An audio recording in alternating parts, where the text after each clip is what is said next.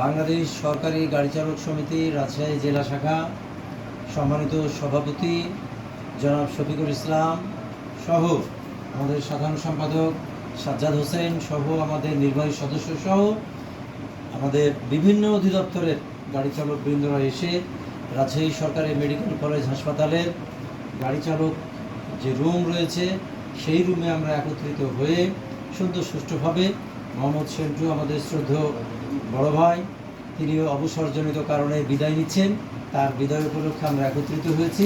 তাকে এখন আমরা আমাদের সরকারি গাড়ি চালক সমিতি রাজশাহী জেলা শাখার পক্ষ থেকে ফুল দিয়ে আমরা বিদায়ী এই শেষটা আমরা এটা করতে চাই, কারণ ফুল আমরা সবাই ভালোবাসি।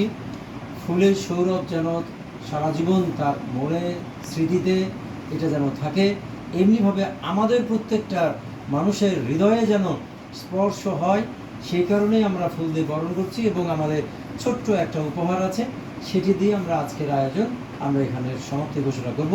এখন আমরা ফুল দিয়ে ওনাকে বিদায় জানাচ্ছি।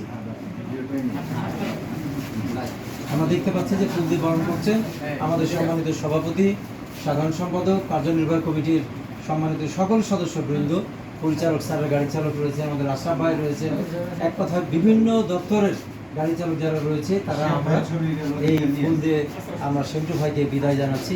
আল্লাহ যেন কবুল করেন, বাকি জীবন যেন উনি সুন্দর সুষ্ঠু হয়, এইটাই মহান আলোচিত।